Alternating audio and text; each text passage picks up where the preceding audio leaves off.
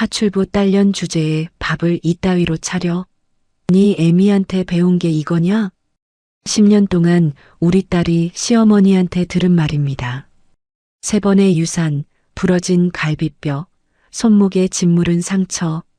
그런데도 우리 딸은 그 지옥에서 이를 악물고 폭언 녹음 파일 47개를 몰래 모아왔더군요. 파출부 딸이라 무시당한 이 어미가 20년 파출부하며 쌓아온 인맥으로 그 사부인 62번째 생일 파티 무대 위에서 5개의 칼을 한 번에 꺼내 들었습니다. 봉사왕 사모님이라 불리던 그 여자, 100여 명 하객 앞에서 무릎 꿇게 만들어준 파출부 엄마의 미친 복수극 지금 시작합니다. 어느 새벽 4시 반 알람이 울리기도 전에 저는 이불을 걷어냈습니다. 반지하 방 창문 너머로 아직 어둠이 짙게 깔려 있었죠. 20회 넘게 이 시간에 눈을 뜬 몸은 알람 없이도 알아서 일어나고 있었습니다. 강남 한여사님 댁으로 향하는 첫 지하철에 몸을 실었을 때 저는 손잡이를 붙잡고 창밖을 오래도록 바라봤어요. 61살이 되도록 이 새벽길을 반복해왔지만 오늘따라 유난히 손끝이 시렸습니다. 전날 밤 딸에게서 온 문자 한 통이 계속 마음에 걸려 있었기 때문이죠. 엄마, 나 내일 잠깐 갈게. 결혼하고 10년 만에 딸이 제 발로 친정에 오겠다는 그 문자를 저는 지하철 안에서 몇 번이고 다시 열어봤습니다. 오전 청소를 마치고 서초동의 다른 집으로 옮겨 3시간을 더 일한 뒤 지친 몸을 이끌고 반지하 계단을 내려왔어요. 주머니에 남은 돈을 탈탈 털어 시장에서 갈비 2근을 끊었습니다. 조기도 2마리 샀고 잡채 재료로 당면과 시금치까지 봉투에 담았죠. 집으로 돌아오는 골목길에서 저는 자꾸만 걸음이 빨라졌습니다. 우리 딸이 갈비찜을 얼마나 좋아했는데 혼자 중얼거리며 저는 낡은 냄비에 물을 올렸어요. 밤이 깊도록 갈비를 삶고 잡채를 무치고 조기를 구웠습니다. 이불장에서 새 이불을 꺼내 딸이 잘 방에 새로 깔아두었죠. 혼수라고는 이불 한 채밖에 못해준 그 죄책감이 20년째 저를 놓아주지 않고 있었습니다. 다음 날 정오, 초인종 소리가 났습니다. 저는 앞치마에 손을 문지르며 현관으로 달려갔어요. 어서 와, 딸. 문을 연 순간 저는 그 자리에서 얼어붙었습니다. 딸이 반찬통을 든 채 어색하게 웃고 있었지만 걸음걸이가 눈에 띄게 절뚝거리고 있었죠. 3년 전 마지막으로 봤을 때보다 얼굴이 10년은 늙어 보였습니다. 한여름인데도 손목까지 내려온 긴팔 블라우스에 두꺼운 시계를 손목에 감고 있었어요. 엄마, 나왔어. 딸이 웃으며 반찬통을 내밀었습니다. 이거 어머님이 챙겨주신 거야. 저는 손을 뻗어 반찬통을 받으면서도 딸의 얼굴에서 눈을 뗄 수가 없었습니다. 어디 아파? 왜 그렇게 절뚝거려? 딸이 얼른 고개를 저었어요. 어제 계단에서 조금 삐끗했어. 별거 아냐. 밥상 앞에 마주 앉았을 때 저는 딸의 젓가락질이 이상하다는 걸 알아챘습니다. 손목이 굳어 있는 것처럼 젓가락을 쥐는 손끝이 자꾸 떨렸어요. 딸, 이 갈비 좀 먹어봐. 너 좋아하는 거잖아. 응, 엄마. 맛있어.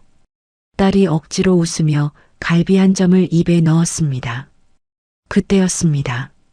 딸이 국그릇을 들려고 팔을 뻗는 순간 소매가 팔꿈치까지 거쳐 올라갔어요. 저는 숟가락을 든 채로 굳어버렸습니다. 팔뚝 안쪽에 시퍼런 멍이 손바닥만 하게 번져 있었고 손목에는 벌겋게 짓무른 상처가 여러 갈래로 나 있었죠. 딸, 제 목소리가 갈라졌습니다. 딸이 황급히 소매를 내리며 눈을 피했어요. 엄마, 아무것도 아니야. 부엌에서 부딪혔어. 저는 젓가락을 상 위에 내려놓고 딸의 손목을 붙잡았습니다. 이거 부딪혀서 나는 상처 아니야. 엄마 20년 파출부하면서 별의별 멍 다 봤어. 딸의 얼굴이 창백해졌습니다. 엄마, 그게 바로 말해. 누가 이랬어? 딸이 고개를 푹 숙였어요. 식탁 위로 눈물 한 방울이 뚝 떨어졌습니다. 저는 딸의 손목을 놓지 않은 채 기다렸습니다. 숨소리만 오가는 시간이 얼마나 흘렀는지 모릅니다. 30분쯤 지났을까요? 딸이 결국 무너지듯 어깨를 들썩이며 울음을 터뜨렸습니다. 엄마, 나 힘들어. 나 진짜 너무 힘들어. 저는 자리에서 일어나 딸의 등을 감쌌어요. 딸이 제 품에 얼굴을 묻고 오래도록 울었습니다. 누가 그랬는지 엄마한테 말해봐. 딸이 훌쩍이며 입을 열었어요. 어머님이 결혼 2달째부터 뭐라고 했어? 파출부 딸 주제에 어디서 말대꾸 하냐고. 저는 그 말을 듣는 순간 심장이 얼음물에 담긴 것처럼 서늘해졌습니다. 3년 차부터는 국그릇을 던지고 뺨을 때리고 딸이 흐느끼며 말을 이었어요. 엄마, 나 3번 유산했어. 뭐? 3번째는 어머님이 배를 걷어차서. 저는 그 자리에 주저앉을 뻔했습니다. 식탁을 붙잡고 겨우 몸을 지탱했어요. 우리 딸, 엄마 미안해. 진작 말했어야 했는데. 미안하다는 말 하지 마. 엄마한테 미안하다는 말 하지 마. 저는 딸의 얼굴을 2 손으로 감쌌습니다. 왜 여태 참았어? 왜 말 안 했어? 엄마가 나 결혼시키려고 얼마나 고생했는데, 이불 한 채 해주면서 얼마나 울었는데 나까지 엄마한테 짐이 되기 싫었어. 딸이 다시 눈물을 쏟았습니다. 엄마, 나 진짜 죽고 싶었어. 여러 번 죽고 싶었어. 저는 딸을 다시 끌어안았어요. 품 안에서 딸의 어깨가 마른 나뭇가지처럼 떨리고 있었습니다. 우리 딸 잘 참았어. 이제는 엄마가 알았으니까 됐어. 딸의 등을 오래도록 쓸어내리며 저는 이를 악물었어요. 그날 밤 딸이 지쳐 잠든 뒤 저는 조용히 방문을 열고 들어갔습니다. 식탁 위에 놓아둔 딸의 휴대폰을 손에 쥐었어요. 떨리는 손으로 잠금을 풀었습니다. 비밀번호는 딸의 생일이었죠. 녹음 폴더를 열어본 순간 저는 숨을 삼켰습니다. 파일이 47개가 저장돼 있었어요. 가장 최근 파일 재생 버튼을 눌렀습니다. 이 파출부 딸려나 밥을 이따위로 차려? 내 엄마한테 배운 게 이거야? 여자의 앙칼진 목소리가 이어폰 사이로 흘러나왔습니다. 뒤이어 그릇 깨지는 소리, 딸의 낮은 신음소리까지 고스란히 담겨 있었죠. 저는 이어폰을 귀에서 뽑고 입을 틀어막았습니다.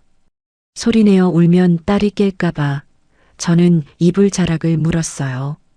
사진 폴더에는 병원 진료 기록을 찍은 사진이 수십 장 있었습니다. 날짜별로 정리된 사위의 카드 명세서 사진도 있었죠.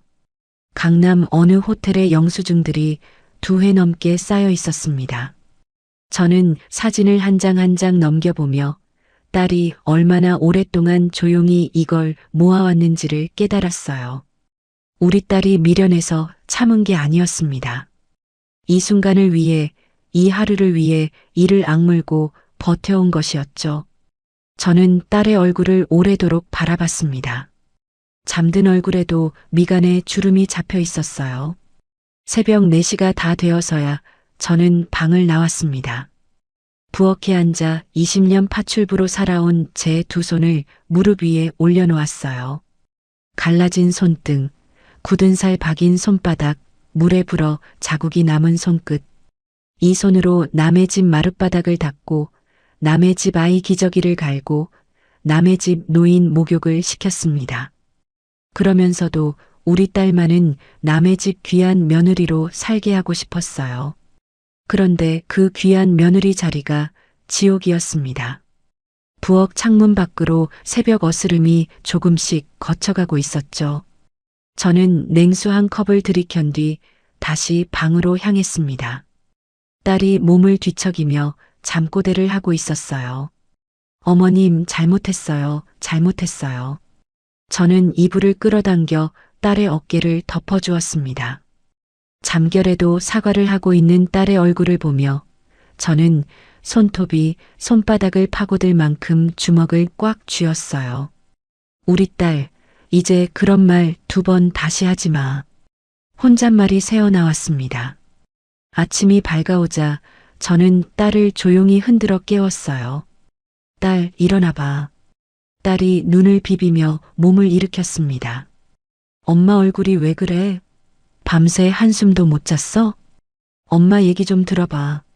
저는 딸 앞에 마주 앉았어요. 제 2 손을 딸에게 내밀었습니다. 이 손 보이지? 엄마 손. 딸의 눈에 다시 눈물이 그렁그렁 맺혔어요. 엄마 이 손으로 20회를 남의 집 무릎 꿇고 걸레질했어. 엄마. 그런데 우리 딸 그 집에서 그런 대우 받는 거 엄마가 몰랐어. 엄마가 진짜 몰랐어. 저는 딸의 손을 꼭 잡았습니다. 오늘부터 이 손으로 그 집안 하나 무너뜨릴 거야. 딸이 저를 올려다봤어요. 엄마. 우리 딸 손 하나 건드린 그 여자, 엄마가 반드시 그 대가 치르게 할 거야. 딸의 눈에서 눈물이 뚝뚝 떨어졌습니다. 엄마, 나 무서워. 그 사람들 힘 있어. 어머님은 교회 권사의 부녀회장이고 아버님은 회사 임원이고 엄마 20년 동안 남의 집 드나들면서 별의별 사람 다 봤어. 힘 있는 사람 무너지는 것도 여러 번 봤어. 저는 딸의 눈물을 손등으로 닦아주었어요. 돈이랑 자리로 세운 집은 돈이랑 자리 때문에 무너져. 사람 함부로 대한 집은 함부로 대한 사람들 때문에 무너지고. 딸이 제 손을 2 손으로 꼭 감쌌습니다. 엄마가 시키는 대로 할게. 그래. 우선 병원부터 가자. 진단서 받고 진료 기록도 다 챙기고. 이혼도 할 수 있을까? 이혼만 하면 안 되지. 그 사람들 죗값 다 치르게 하고 우리 딸 잃어버린 10년 다 돌려받아야지. 딸이 저를 오래도록 바라봤어요. 엄마 눈빛이 무서워. 딸, 엄마 그 집에 딸 하나 뺏겼어. 무섭게 안 하면 안 돼. 저는 자리에서 일어나 창밖을 봤어요. 반지하 창문 위로 아침 햇살이 뿌옇게 스며들고 있었습니다. 20회 동안 이 창문 아래에서 저는 몸을 낮추며 살아왔죠. 이제는 고개를 들 시간이라는 걸 저는 그 아침 조용히 마음속에 새겼습니다. 부엌으로 걸어가 앞치마를 벗어 의자에 걸어두었어요. 오늘부터는 다른 앞치마가 필요했으니까요. 다음 날 오전 9시 저는 딸의 팔을 부축해 종합병원 응급실로 들어섰습니다. 접수처 앞에 서서 저는 목소리를 낮추지 않고 또렷하게 말했어요. 가정폭력으로 인한 상해 진단서가 필요합니다. 접수 간호사가 잠시 고개를 들어 딸을 살펴봤습니다. 딸이 제 손을 꼭 잡으며 고개를 숙였어요. 엄마, 나 이 말 처음 들어. 뭐를? 내가 피해자라는 말. 10년 동안 아무도 안 해줬어. 저는 딸의 손을 더 꽉 쥐었습니다. 이제부터 많이 들을 거야. 정형외과부터 산부인과 정신건강의학과까지 3과를 돌았어요. 정형외과 진료실 안에서 담당 선생님이 엑스레이 사진을 오래도록 들여다봤습니다. 보호자님, 잠깐 여기 앉으시겠습니까? 의사 선생님이 저를 의자로 안내했어요. 환자분 왼쪽 갈비뼈에 오래된 골절 흔적이 2군데 있습니다. 붙긴 붙었는데 자연스럽게 붙은 게 아니에요. 어떻게 붙었다는 말씀이세요? 치료 없이 그냥 방치된 상태로 붙은 겁니다. 상당히 아프셨을 텐데. 의사 선생님이 딸을 안쓰럽게 바라봤습니다. 환자분, 이 정도면 진작에 신고하셨어야 했어요. 딸이 고개를 푹 숙였어요. 몰랐어요. 갈비뼈가 부러진 줄도 몰랐어요. 의사 선생님이 서류 한 장을 내밀었습니다. 가정폭력 의료지원 절차 안내입니다. 진단서는 오늘 바로 발급해 드리겠습니다. 산부인과 진료실을 나올 때 저는 딸의 손을 붙잡고 복도 벤치에 잠시 앉았어요. 딸의 어깨가 축 처져 있었습니다. 딸, 괜찮아? 엄마 나 이제 아기 못 가질 수도 있대. 의사 선생님이 그래. 자궁 안쪽이 많이 상했다고. 딸의 눈에서 눈물이 소리 없이 흘렀어요. 저는 딸의 등을 천천히 쓸어내렸습니다. 딸, 아기는 나중에 생각해. 지금은 우리 딸부터 살려야지. 엄마가 이 원한 반드시 갚아줄게. 병원을 나서면서 저는 진단서와 지난 5년치 진료 기록을 서류 봉투에 담았어요. 봉투가 제법 두툼했습니다. 엄마, 이제 어디가? 한 여사님 댁. 엄마 일하는 그 집? 응. 우리 딸 도와줄 수 있는 사람이야. 강남 아파트 앞에서 저는 잠시 걸음을 멈추고 딸의 옷매무새를 정리해줬어요. 엄마, 나 이런 데 들어가도 돼? 당연하지. 우리 딸이 왜 못 들어가? 인터폰을 누르자 한 여사님이 반갑게 문을 열어줬습니다. 언니, 어서 와요.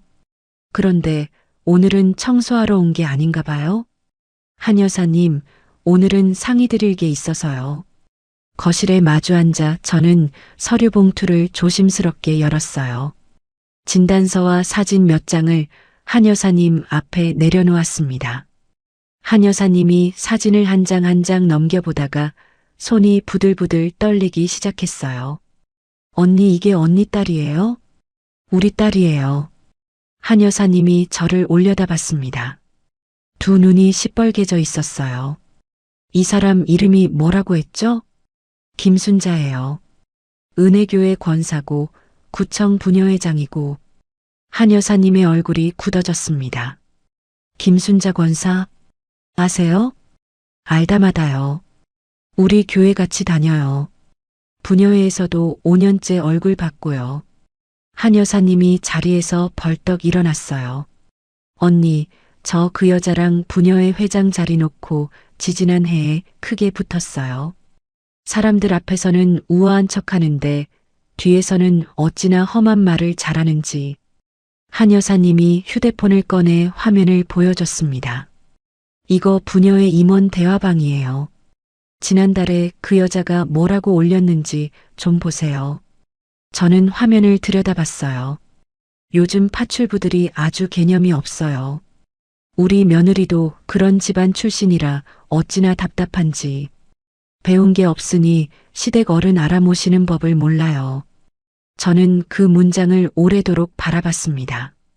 주먹이 저절로 쥐어졌어요. 한 여사님, 이거 저 좀 보내주실 수 있어요?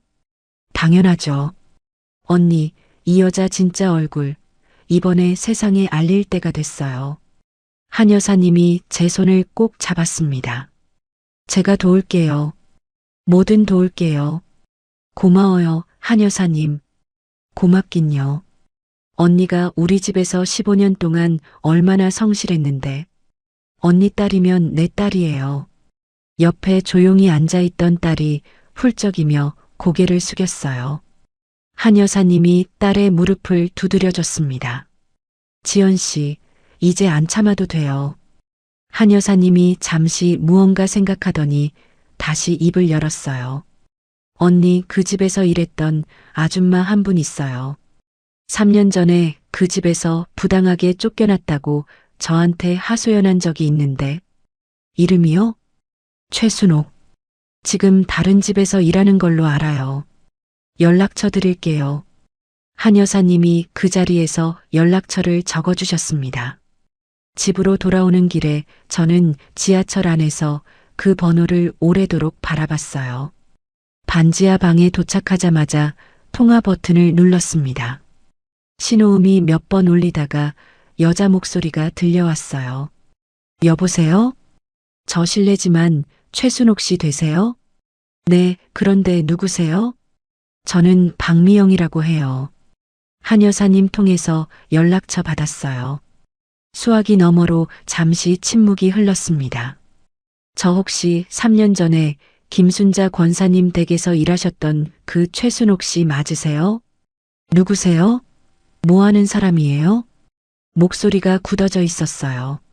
저는 그 댁 며느리 정지연 엄마예요. 한동안 대답이 없었습니다. 숨소리만 수화기 너머로 흐르고 있었어요. 그러다 최순옥 씨가 갑자기 울음을 터뜨렸습니다. 미영 언니, 그 며느님 살아계세요? 살아계세요? 저는 수화기를 든 채 그 자리에 주저앉았어요. 살아있어요. 살아는 있어요. 어떻게 그런 일을 당하고 어떻게 살아있어요? 저는 그 집 나오면서 매일 밤 그 며느님 걱정에 잠을 못 잤어요. 최순옥 씨가 오열했습니다. 내일 뵐 수 있어요? 저희 집으로 와주실 수 있어요? 당연히 가야죠. 언니, 저 내일 아침 일찍 갈게요.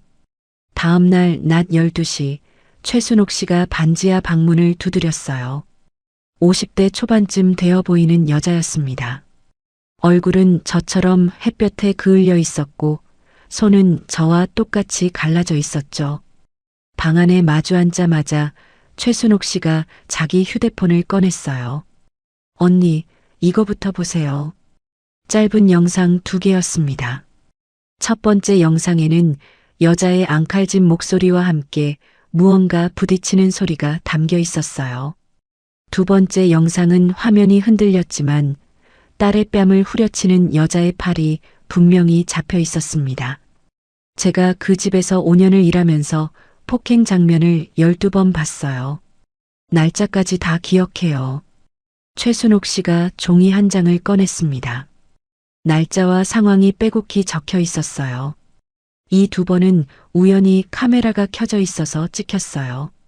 언니 딸이 알면 부끄러워할까봐 아무한테도 안 보여줬어요. 저는 영상을 다시 한번 보고 눈을 감았습니다. 순옥 언니, 이거 저 좀 주실 수 있어요? 당연히 드려야죠. 이걸 위해서 3년을 지고 있었어요. 최순옥 씨가 눈물을 훔쳤어요.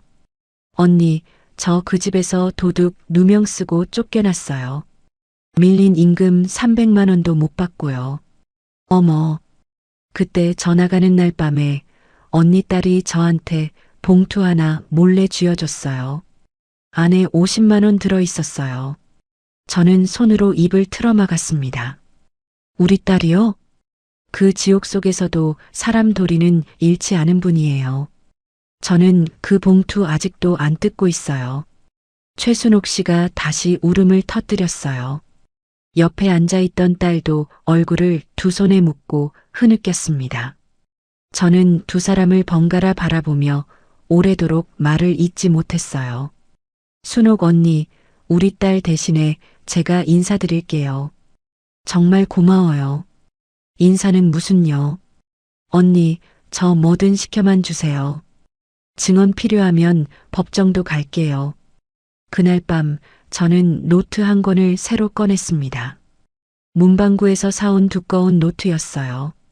첫 페이지에 저는 이렇게 적었습니다.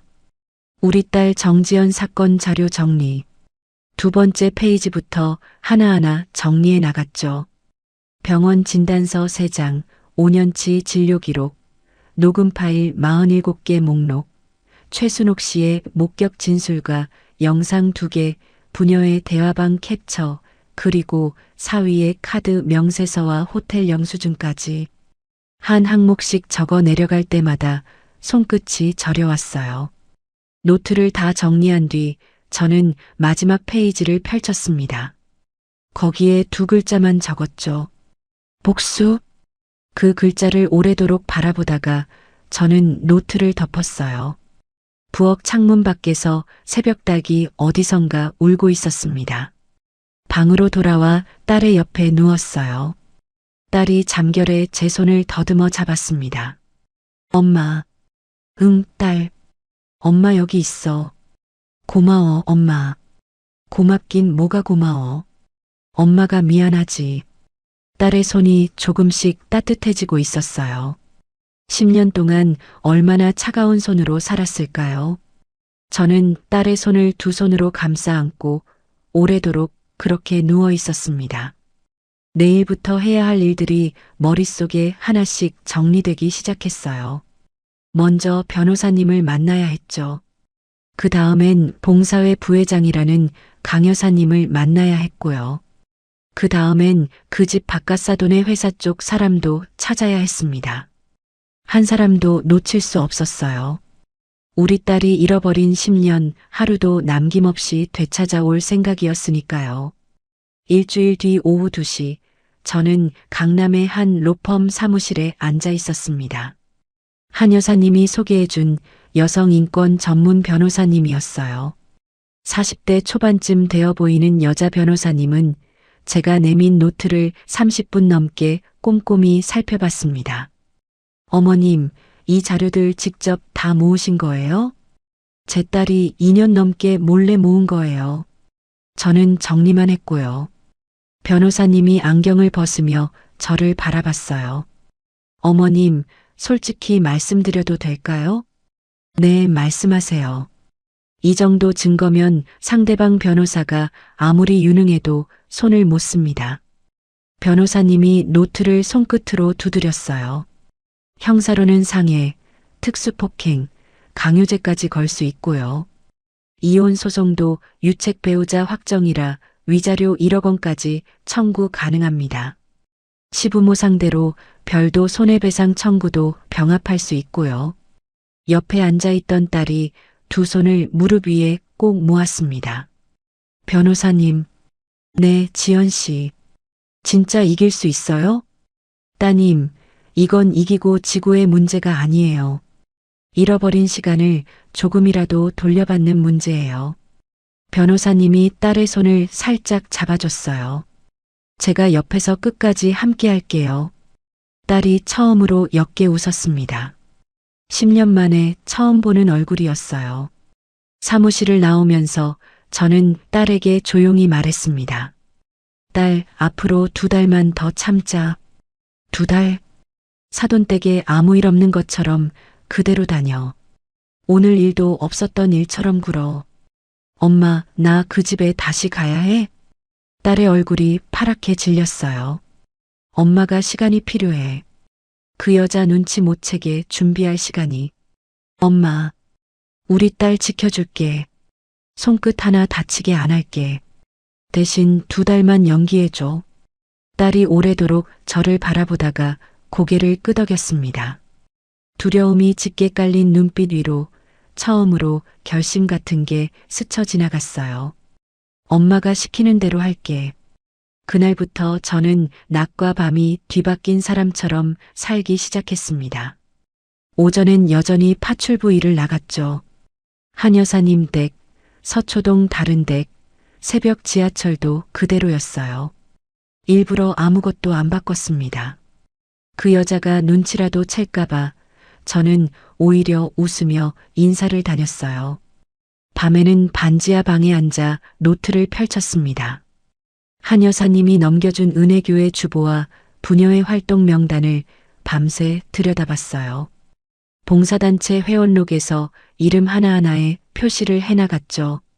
그 여자가 어느 자리에서 어떤 얼굴을 하고 있는지 지도처럼 그려나갔습니다. 사흘째 되던 밤, 저는 한 여사님께 전화를 걸었어요. 한 여사님, 봉사회 회계장부 만져볼 수 있는 사람 없을까요? 봉사회요? 회장이 김순자잖아요. 그러니까요. 그 여자가 회장인데도 뒤가 구린 냄새가 나요. 한 여사님이 잠시 침묵하다가 목소리를 낮췄어요. 강 여사라고 부회장 있어요. 저랑 오래 알고 지낸 사이예요. 그 여자 밑에서 3년째 답답해하고 있대요. 다음 날 저녁 한 여사님 댁 거실에서 저는 강 여사님과 마주 앉았습니다. 55세쯤 되어 보이는 강 여사님은 저를 보자마자 두 손을 잡아왔어요. 언니 얘기 다 들었어요. 얼마나 속이 상하세요. 강 여사님 도와주세요. 제가 그 여자 밑에서 3년을 지켜봤어요. 후원금 8,700만 원 중에 절반 넘게 어디로 새나가는지 알고 있어요. 강 여사님이 봉투 하나를 내밀었습니다. 안에는 회계장부 사본이 두툼하게 들어 있었어요. 이거 언니가 갖고 계세요. 저는 다시 원본으로 언제든 확인 가능하니까요. 강 여사님, 언니, 저 이 자료 3년 동안 갖고만 있었어요. 회장인 그 여자 위세에 눌려서 아무 말도 못했거든요. 그런데 오늘부로 마음 정했어요. 강 여사님의 눈이 붉어져 있었어요. 사람 그렇게 무시하면 안 되죠. 며느리를 하녀 취급하는 사람이 봉사회 회장이라니 말이 안 되잖아요. 닷새째 되던 날 저는 최순옥 씨와 다시 만났습니다. 이번엔 사돈댁 딸에 대한 이야기가 나왔어요. 언니, 그 딸내미 강남에서 학원 하잖아요. 이수경 씨요? 거기 강사들이 다 무자격이래요. 근데 학부모들한테는 대학 강사 출신이라고 속이고 시간당 10만 원씩 받는데요. 그걸 어떻게 알아요?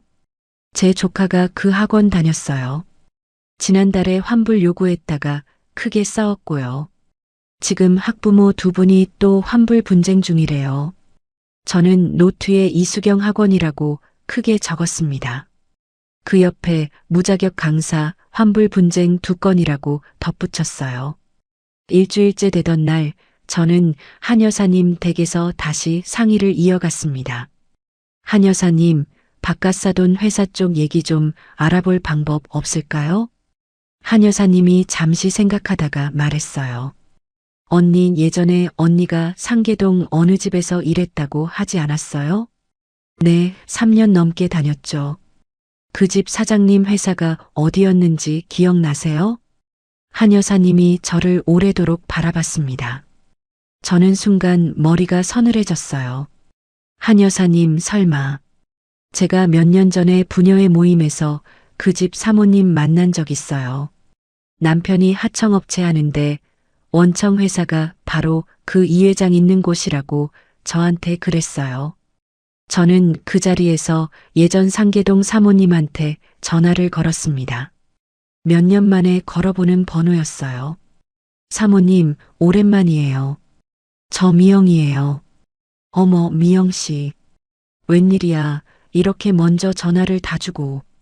몇 마디 안부를 나누다가 저는 조심스럽게 물었어요. 사모님, 혹시 사장님 회사 이 회장이라고 아세요? 수화기 너머로 짧은 침묵이 흘렀습니다. 어머, 미영 씨. 그 이야기는 왜? 사모님, 저 지금 사모님한테 부탁드릴 게 있어요. 오늘 잠깐 뵐 수 있을까요? 그날 오후 상계동 아파트에서 사모님을 만났어요. 거실에 마주 앉아 저는 지난 2달 동안 있었던 일을 조심스럽게 털어놓았습니다. 사모님이 이야기를 다 듣더니 손으로 입을 틀어막았어요. 미영 씨, 그럼 그 이 회장이 미영 씨 딸 시아버지야? 네, 사모님. 어머, 세상에. 사모님이 자리에서 벌떡 일어나 서랍장 앞으로 갔어요. 낡은 수첩 하나를 꺼내 저에게 내밀었습니다. 미영 씨, 이거 가져가요. 우리 남편이 8년 동안 그 회사에 상품권이랑 봉투 넣은 내역이 다 있어요. 사모님, 이래도 되세요? 우리 남편도 이번에 이 지긋지긋한 관계 끝내고 싶어 해요. 이참에 다 정리하는 거지 뭐. 사모님이 저를 오래 바라보다가 손을 잡았어요. 미영 씨 딸 얘기 듣고 어젯밤에 잠 한숨 못 잘 것 같아요. 이 정도는 해야지. 집에 돌아온 저는 노트에 하청업체 상납이라고 또 적었습니다. 그 옆에 상품권과 현금 봉투 규모까지 자세히 정리해 두었어요.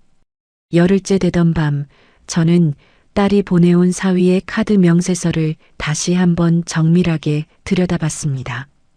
강남 어느 호텔의 결제 내역이 2회 넘게 매달 2~3번씩 찍혀 있었어요. 날짜를 하나하나 확인하다가 저는 손이 멎었습니다. 딸이 3번째 유산을 겪었던 그 주에도 그 호텔 결제 내역이 있었어요. 같은 날, 같은 시간대였습니다.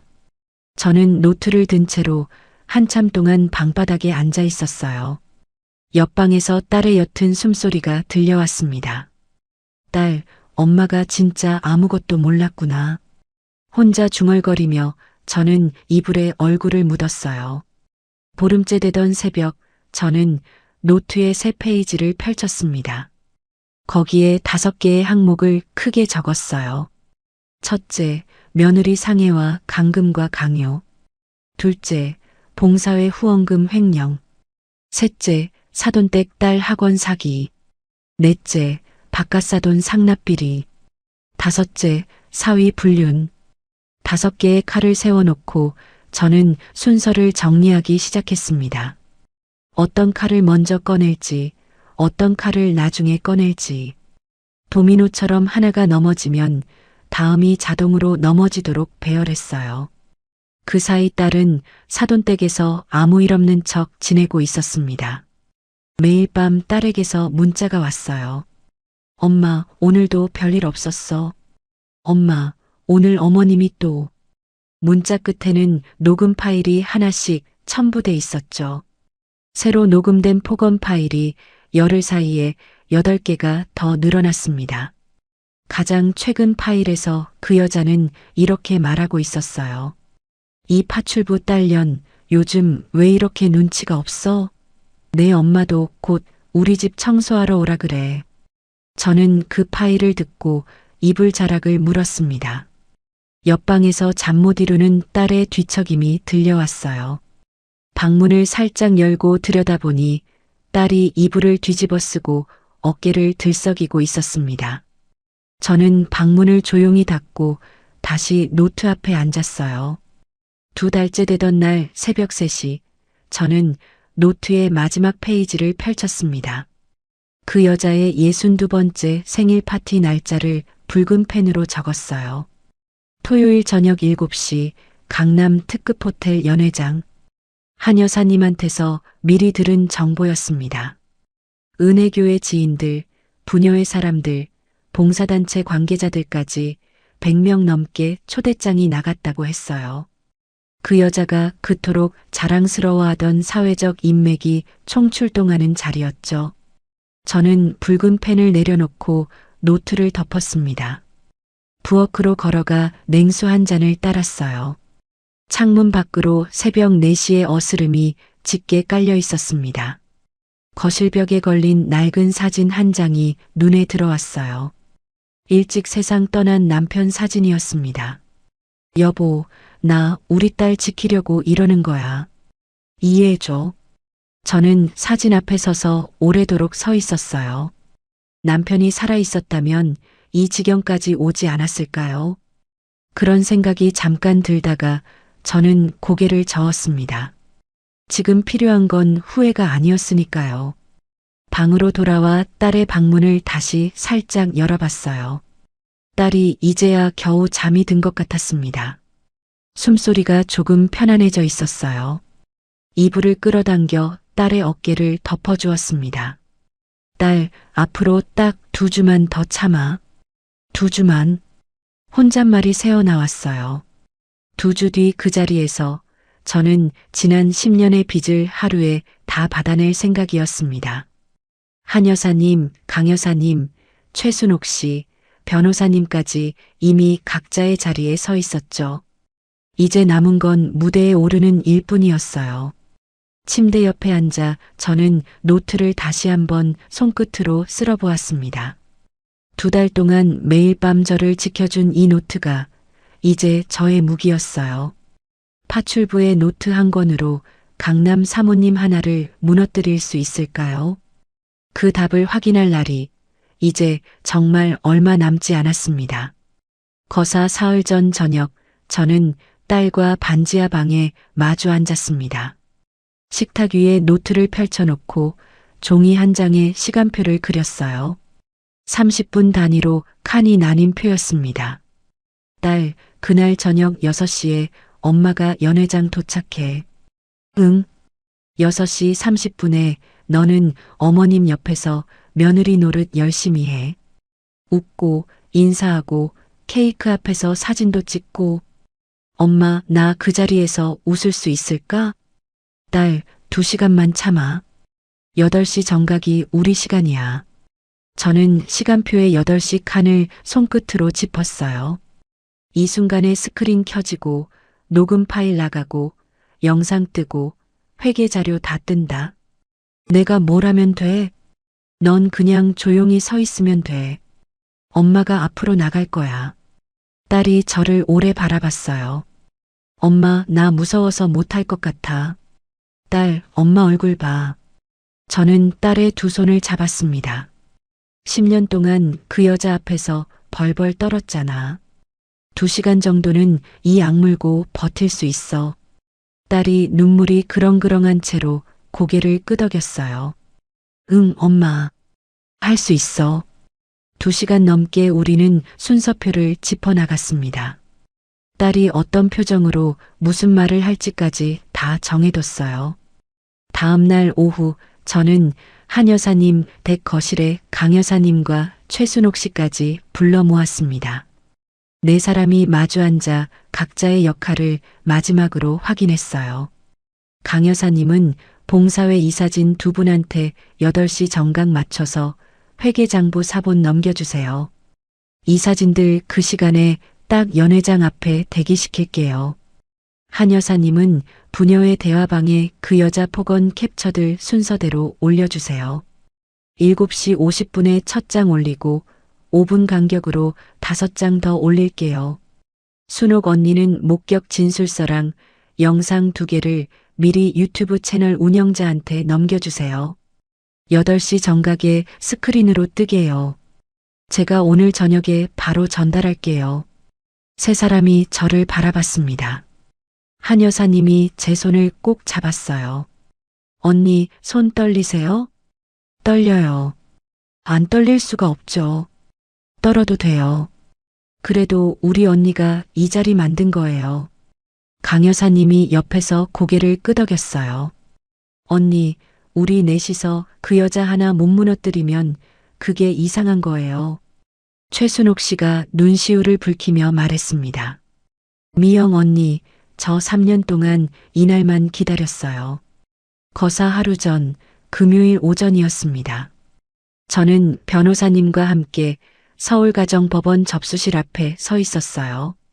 이혼 소장을 접수하고 다시 관할 경찰서로 이동해 형사 고소장까지 접수했습니다. 변호사님이 접수 번호를 사진으로 찍었어요. 어머님, 내일 저녁 파티 시작 시점에 맞춰서 상대방 변호사한테 정식 통보 문서 발송할게요. 몇 시가 좋을까요? 8시 정각이요. 어머님이 연회장에서 앞으로 나가시는 그 순간. 고마워요, 변호사님. 어머님, 저야말로 감사드려요. 10년 넘게 이런 사건 다뤄왔는데 어머님처럼 준비된 분은 처음 봐요. 변호사님이 잠시 저를 바라보다가 낮게 말했습니다. 어머님, 내일 저 진짜 어머님 옆에서 이 재판 끝까지 갈게요. 같은 날 오후 3시 저는 낯선 번호로 문자 하나를 보냈어요. 사위의 불륜 상대 여자 번호였습니다. 월요일 오전에 회사 인사팀으로 관계 증거가 정식 접수됩니다. 미리 알려드립니다. 문자를 보내고 저는 휴대폰을 그대로 내려놓았어요. 1시간쯤 지났을 때 딸에게서 전화가 왔습니다. 엄마, 준호 씨 좀 이상해. 왜? 아까부터 계속 전화 왔다 갔다 하면서 얼굴이 하얗게 질려 있어. 방에 들어가서 소리 지르면서 통화하고 있어. 딸, 아무 눈치 안 채게 그냥 저녁상 차려. 아무것도 못 들은 척해. 응, 엄마. 딸이 밤새 조용히 저한테 상황을 전달해 왔어요.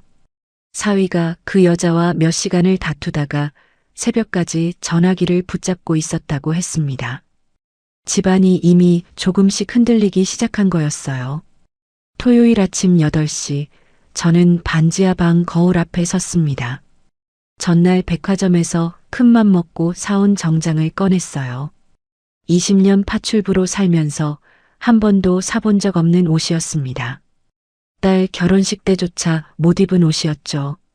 정장을 입고 거울 앞에 서니 낯선 여자 한 명이 저를 바라보고 있었어요. 엄마, 방문 앞에서 딸이 저를 오래 바라봤습니다. 우리 엄마 이렇게 이쁜 사람이었어? 딸, 엄마 오늘 이 옷이 갑옷이야. 안 이뻐도 돼. 저는 딸의 어깨를 잡고 마주 봤어요. 딸, 오늘 딱 하루야. 오늘만 지나면 다 끝나. 응, 엄마. 딸이 두 팔로 저를 꼭 안았습니다. 10년 만에 처음 받아보는 딸의 포옹이었어요. 오후 5시 저는 강남 특급 호텔 로비에 도착했습니다. 로비는 화환과 선물을 든 손님들로 붐비고 있었어요. 은혜교회 목사 부부, 구청장 사모, 부녀회 임원들, 봉사단체 관계자들, 100여 명이 넘는 사람들이 줄을 이어 연회장 안으로 들어가고 있었습니다. 저는 로비 한쪽 기둥 옆에 서서 그 광경을 오래도록 지켜봤어요. 저 사람들이 그 여자를 우아한 봉사왕 사모님으로 알고 있구나. 혼자 중얼거리다가 저는 휴대폰을 꺼냈습니다.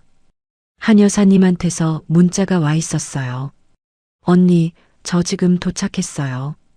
강 여사도 옆에 있고요. 이 사진 두 분도 대기 중이에요. 이어서 최순옥 씨한테서도 문자가 왔습니다. 미영 언니 방송하시는 분이랑 기자님 두 분 뒷자리에 이미 앉았어요.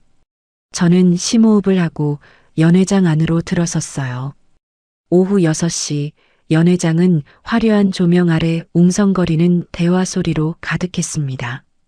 정면 무대에는 그 여자의 얼굴 사진이 큼지막하게 걸려 있었어요. 김순자 권사님 62세 생신 축하 파티라는 현수막도 옆에 크게 걸려 있었죠. 저는 뒷자리 원형 테이블에 자리를 잡았습니다. 딸이 무대 앞쪽에서 그 여자 옆에 서 있는 게 보였어요. 그 여자는 진주 목걸이를 하고 밝은 미소를 지으며 손님들에게 인사를 하고 있었습니다. 옆에 서 있는 딸을 향해서는 팔짱을 끼며 이렇게 말하고 있었어요. 우리 며느리가 이 자리 다 준비했어요. 얼마나 효성이 지극한지. 주변 사람들이 딸을 향해 감탄하며 웃었습니다.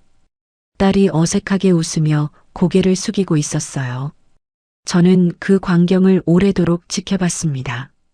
10년 동안 딸이 저 앞에서 몇 번을 저 웃음을 지어왔을까요? 오후 7시 50분, 저는 손목시계를 확인했습니다. 한 여사님이 옆 테이블에서 저와 눈을 마주쳤어요. 한 여사님이 휴대폰을 손끝으로 톡톡 두드렸습니다. 부녀의 대화방에 첫 번째 캡처가 올라간 신호였어요. 몇 초 지나지 않아 앞쪽 테이블에서 부녀의 임원 한 분이 휴대폰 화면을 들여다보다가 고개를 갸웃거렸습니다.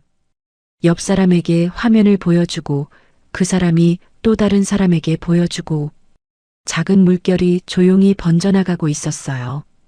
7시 55분 그 여자가 손뼉을 치며 자리에서 일어났습니다. 여러분, 잠시 주목해 주세요. 이제 곧 케이크 자르는 시간입니다. 사람들이 박수를 치며 무대 앞쪽으로 시선을 모았어요. 그 여자가 마이크를 손에 쥐고 활짝 웃었습니다. 오늘 이 자리에 와주신 모든 분들께 감사드리고요. 7시 58분, 저는 자리에서 조용히 일어났어요.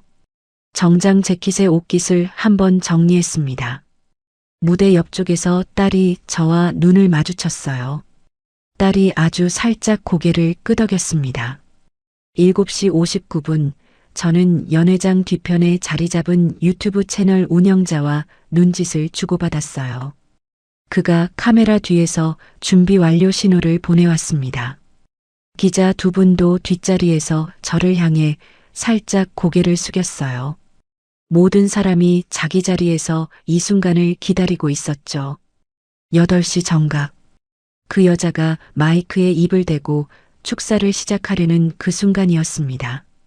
연회장 정면의 대형 스크린이 갑자기 켜졌어요. 밝게 켜진 스크린을 향해 100명이 넘는 사람들의 시선이 일제히 돌아갔습니다. 무대에 서 있던 그 여자도 마이크를 든 채로 뒤를 돌아봤어요. 스크린에서 소리가 흘러나오기 시작했습니다. 이 파출부 딸려나 밥을 이따위로 차려? 내 엄마한테 배운 게 이거야? 앙칼진 여자 목소리가 연회장 스피커를 통해 쩌렁쩌렁 울려 퍼졌어요. 이어서 그릇이 깨지는 소리, 뺨을 후려치는 소리, 여자의 낮은 신음까지 그대로 흘러나왔습니다. 연회장 안에 100여 명이 일제히 얼어붙었어요. 숨소리조차 들리지 않는 침묵이 흘렀습니다. 마이크를 쥔 그 여자의 손이 부들부들 떨리기 시작했어요. 얼굴이 하얗게 질려갔습니다. 스크린 화면이 바뀌었어요. 최순옥 씨가 촬영한 폭행 장면 영상이 뜨기 시작했습니다. 이어서 딸의 병원 진단서 사진, 봉사회 회계장부 사본, 바깥사돈의 상납 자료까지 차례로 화면에 떠올랐어요. 그 여자가 마이크를 든 채로 뒷걸음질을 쳤습니다. 옆에 있던 바깥사돈의 얼굴도 새하얗게 굳어졌어요. 저는 뒷자리에서 천천히 자리에서 일어났습니다. 연회장 한가운데를 향해 첫걸음을 내디뎠어요. 20년 동안 남의 집 무릎 꿇고 살아온 다리가 오늘만큼은 조금도 흔들리지 않았습니다. 100여 명의 시선이 저에게 쏠렸습니다. 저는 정장 재킷의 옷자락을 한번 정리하고 연회장 한가운데 통로를 따라 앞으로 걸어 나갔어요. 한 걸음, 두 걸음, 세 걸음. 바닥에 깔린 붉은 카펫 위를 저는 아주 천천히 걸었습니다. 스크린에서는 여전히 딸의 진단서와 회계장부가 번갈아 뜨고 있었어요. 무대 앞에 도착한 저는 그 여자와 마주 섰습니다. 그 여자가 마이크를 손에 쥔 채 저를 노려봤어요. 얼굴이 벌겋다 못해 시퍼렇게 물들어 있었죠. 사부인, 오랜만이에요. 저는 조용히 입을 열었습니다. 그 여자가 마이크를 든 손을 부들부들 떨었어요. 사부인, 지금 이게 뭐 하는 짓입니까? 뭐 하긴요. 딸 엄마가 할 일 하는 중이지요. 이거 무슨 짓이냐고 물었잖아요. 그 여자가 갑자기 마이크에 대고 소리를 질렀어요. 스피커를 통해 그 목소리가 연회장에 다시 크게 울려 퍼졌습니다. 객석 뒤편에서 누군가 짧게 비명을 질렀어요. 앞줄에 앉아있던 은혜교회 목사 부부가 자리에서 벌떡 일어났습니다. 목사 사모님이 얼굴을 두 손으로 가리며 목사님의 팔을 잡아 끌었어요. 여보, 우리 그만 나가요. 목사 부부가 서둘러 연회장 뒷문으로 걸어 나갔습니다. 구청장 사모가 옆자리 부녀의 임원을 향해 무언가 다급하게 속삭이더니 휴대폰을 들고 자리를 떴어요. 옆 테이블에서 부녀의 임원들이 하나둘 자리에서 일어나기 시작했습니다. 이게 도대체 뭐야? 저 자료들 다 진짜인가? 김 권사님, 저 소리 진짜 자기 목소리야. 수군거리는 소리가 연회장 안을 채우기 시작했어요. 몇몇 손님들은 자리를 뜨면서 화환에 붙어있던 축하 리본을 슬쩍 뜯어냈습니다. 이름이 남는 게 두려운 사람들이었어요. 뒤편에서 카메라 렌즈가 저를 향해 돌아가고 있었습니다. 유튜브 채널 운영자가 이 모든 장면을 실시간 방송으로 내보내고 있었죠. 사부인, 하실 말씀 있으세요? 저는 다시 그 여자를 향해 물었어요. 그 여자가 마이크를 무대 바닥에 내동댕이 쳤습니다. 날카로운 소리가 스피커를 통해 울렸어요. 이거 다 조작된 겁니다. 무고예요, 무고. 제가 뭘 지어냈나요? 저는 손에 들고 있던 서류 봉투를 그 여자 앞 무대 위에 내려놓았습니다. 여기 진단서 원본, 녹음 파일 47개 목록, 목격자 진술서, 회계장부 사본 다 있어요. 무고인지 아닌지 지금 확인해 보세요. 그 여자가 서류 봉투를 노려보다가 저를 향해 손을 뻗었어요. 이 파출부가 감히 어디서? 그 순간 무대 옆에서 딸이 그 여자의 팔을 붙잡았습니다. 어머님, 그만하세요. 이거 놓으라고. 어머님, 지금 이 자리 전체가 방송 나가고 있어요. 딸의 목소리는 조용했지만 단단했어요.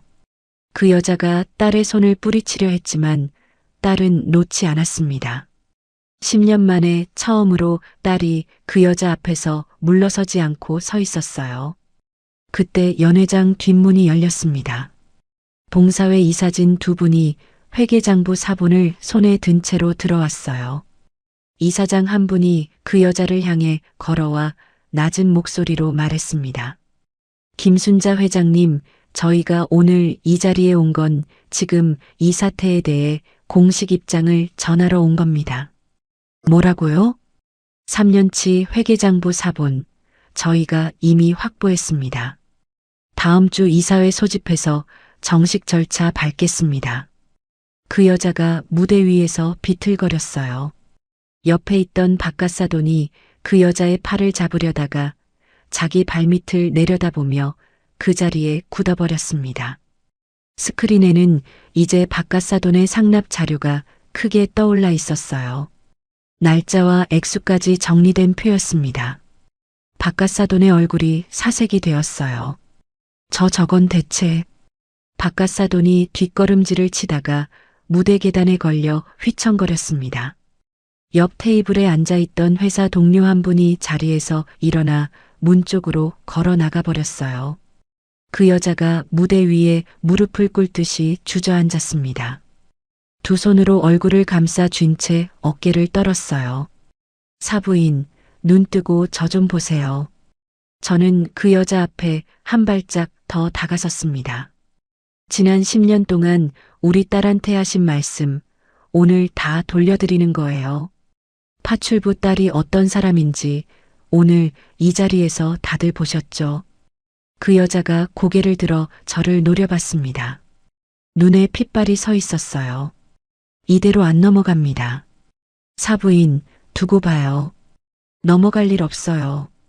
저 오늘 아침에 이미 경찰서에 고소장 접수하고 왔어요. 그 여자의 얼굴이 새하얗게 굳었습니다. 월요일에 사부인 앞으로 정식 출석 요구서 갈 거예요. 저는 그 말을 끝으로 등을 돌렸어요. 딸이 그 여자의 팔을 놓고 저에게로 걸어왔습니다. 엄마, 딸 가자. 응, 엄마.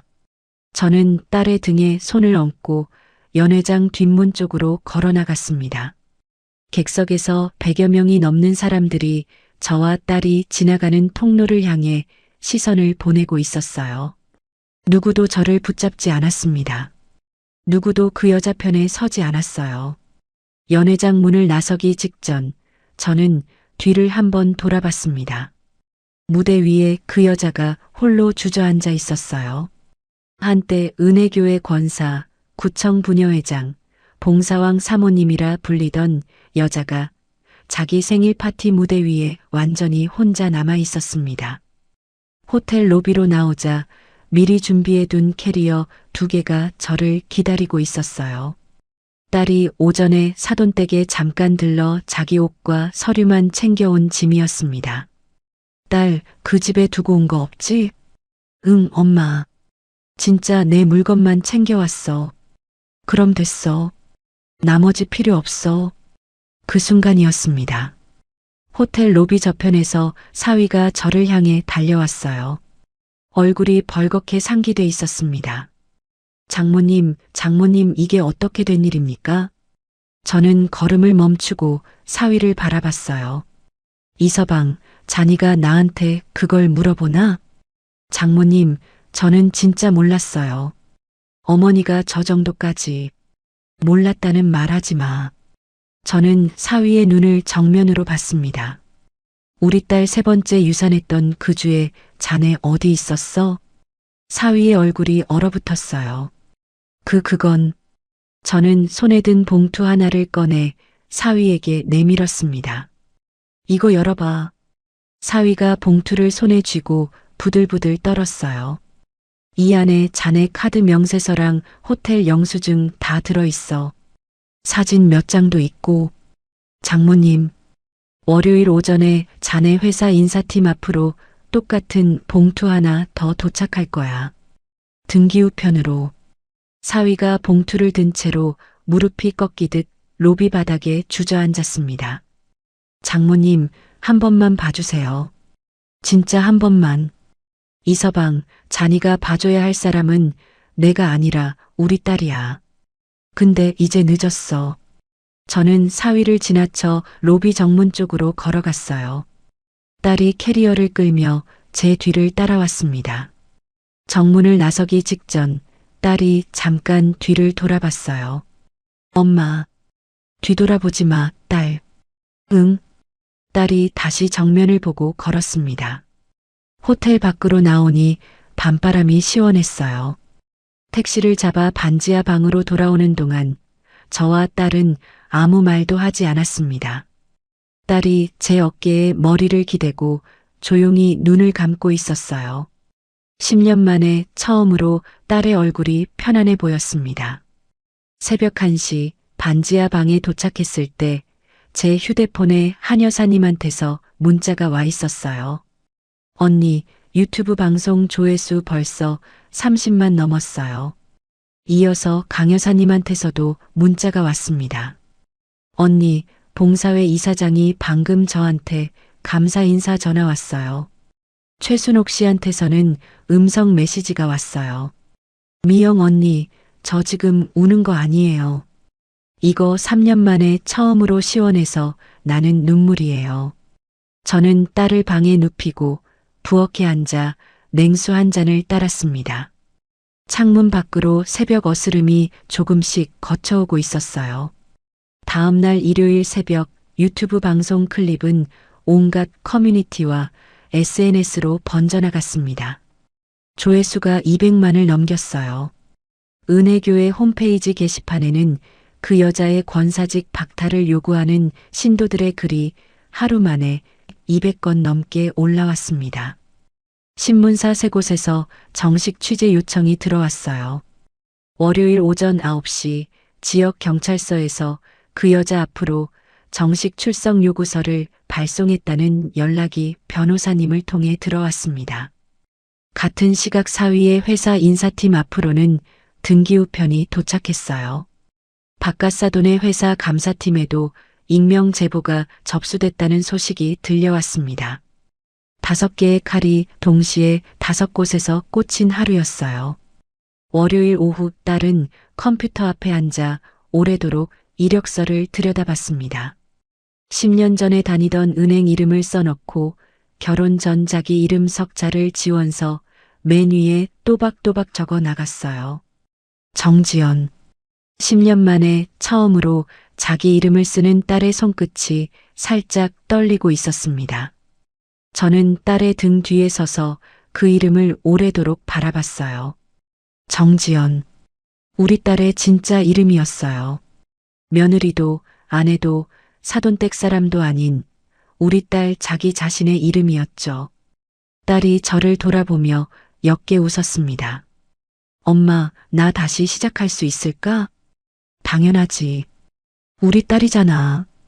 저는 딸의 어깨에 손을 얹으며 조용히 말했습니다. 딸, 그런데 엄마 오늘 알았어. 진짜 복수는 오늘 시작이야. 오늘? 응. 그 여자가 무너지는 걸로 끝나면 안 돼. 우리 딸이 다시 일어서는 걸 그 여자가 두 눈으로 봐야 진짜 복수지. 딸이 눈을 반짝이며 저를 바라봤어요. 이력서를 다시 쳐다보는 딸의 옆모습이 10년 전 은행 유니폼을 입고 첫 출근하던 그날의 모습과 겹쳐 보였습니다. 한 달이 흘렀습니다. 그 여자는 경찰 조사에서 처음엔 혐의를 완강히 부인했어요.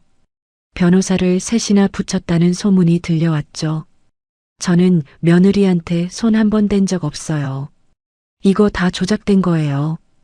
경찰서 앞에서 기자들 앞에 서서 그 여자가 그렇게 말했다고 하더군요. 그런데 그 말이 오래가지 못했습니다. 유튜브 방송이 퍼진 뒤 사돈댁에서 예전에 일했던 가사도우미 2분이 자진해서 경찰서를 찾아왔어요. 한 분은 5년 전에 그 집에서 6개월 일했다고 했고 또 한 분은 7년 전에 1년 넘게 일했다고 했습니다. 2분 다 사부인의 폭언과 폭행을 여러 번 목격했다고 진술했어요. 여기에 최순옥 씨의 영상과 딸이 2년간 모은 녹음 파일 47개, 병원 진단서까지 다 얹혔습니다. 결국 검찰이 상해, 특수폭행, 강요, 업무상 횡령 혐의를 하나로 묶어 정식으로 기소했어요. 변호사님이 저에게 전화를 걸어왔습니다. 어머님, 이제 형사재판까지 갔어요. 이건 되돌릴 수 없는 강물이 된 거예요. 고맙습니다, 변호사님. 어머님이 준비해 두신 자료가 완벽했어요. 저는 그저 순서대로 제출했을 뿐이에요.